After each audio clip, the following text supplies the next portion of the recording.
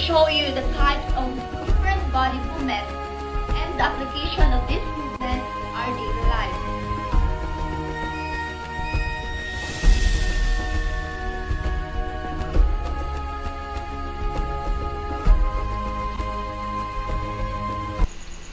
In order to describe human joint movements, we need a common starting place, the anatomical position. The first type of joint movement is flexion. Flexion. Bending parts at a joint so that the angle between them decreases and the parts come closer together, bending the lower limb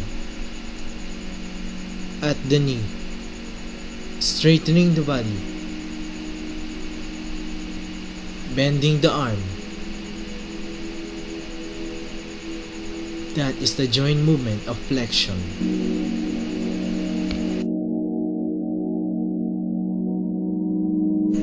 The next movement is extension. Extension, straightening the parts at a joint so that the angle between them increases and the parts move farther apart, straightening the lower limb at the knee. From the movement of flexion, the body part is straightened.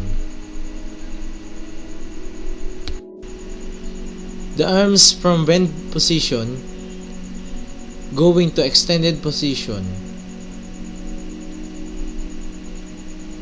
Here are the posterior and anterior view of extension joint movement of the body. The arms from bent position, extended sideward, and the body is straightened.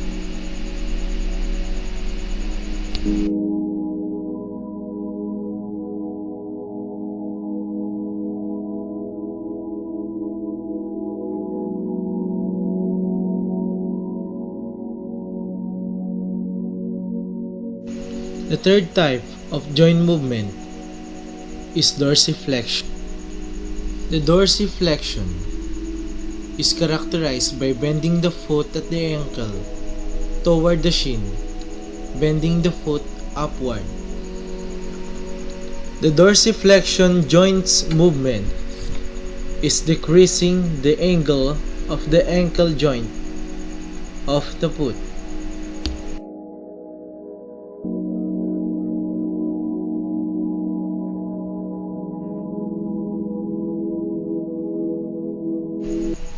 The next movement is the plantar flexion.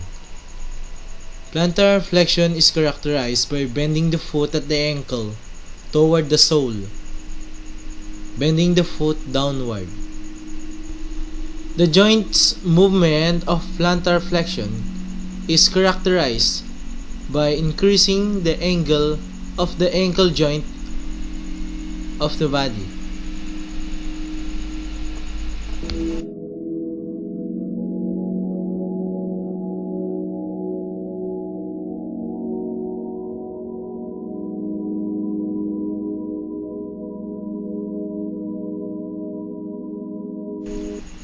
Another type of joints movement are elevation and depression.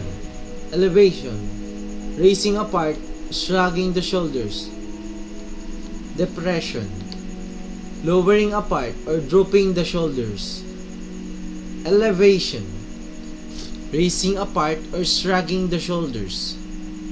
Depression, lowering apart or drooping the shoulders of the body, raising and lowering apart. The next joint movement is abduction. Moving apart away from the midline, lifting the upper limb horizontally to form a right angle with his side of the body.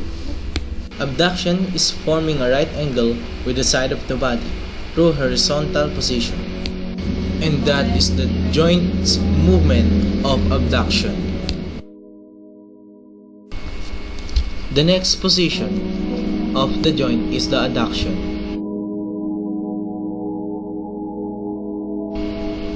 Opposite of abduction. Adduction is moving apart toward the midline, returning the upper limb from the horizontal position to the side of the body. These are the combined joints movement of adduction and the joint movement of abduction. The moving apart away from the midline and the moving part toward the midline. The next type of joint movement is pronation. Pronation, turning the hand so the palm is downward or facing posteriorly in anatomical position. By rotating the forearm so that the palm faces down if the forearm is flexed. That is the movement of pronation.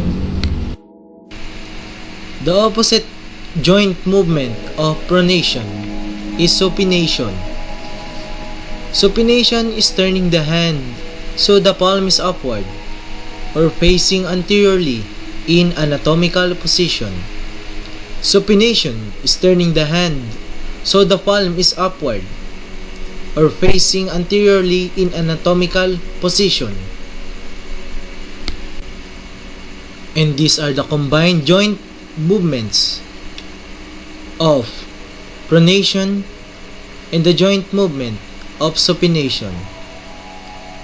By turning the hand upward and by turning the palm downward. Rotation. Rotation is moving apart around an axis, twisting the head from side to side. Rotation can be the medial and lateral. Medial rotation involves movement toward the midline, whereas lateral rotation involves movement in the opposite direction.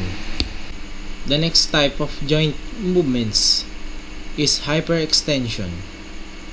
Hyperextension is the excess extension of the parts at the joint beyond the anatomical position, bending the head back beyond the upright position, or extending the arm upward to make an hyperextension movement. The last type of joint movement is circumduction. Circumduction is moving apart so that its end follows a circular path, moving the finger in a circular motion without moving the hands. After knowing the types of body movements, let us now observe how these movements apply in our daily lives. Example number 1, stretcher.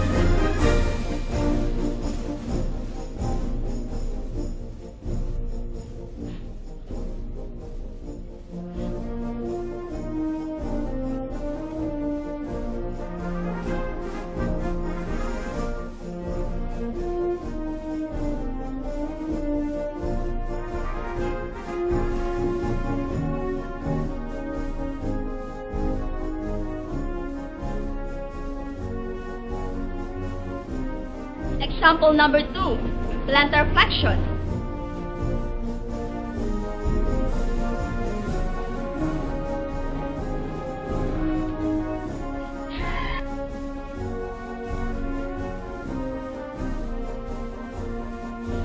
The next one is dorsiflexion.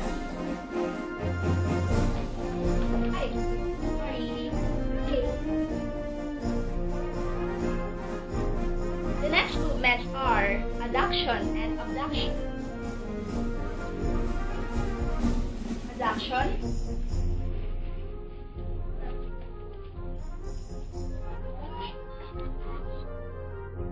And the last movements are pronation and supination.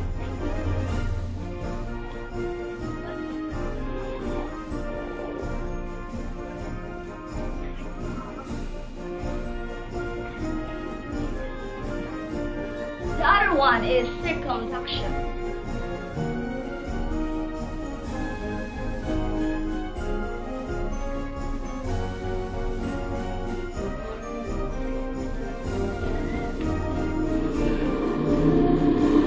Hyperextension. After hyperextension, we also have rotation.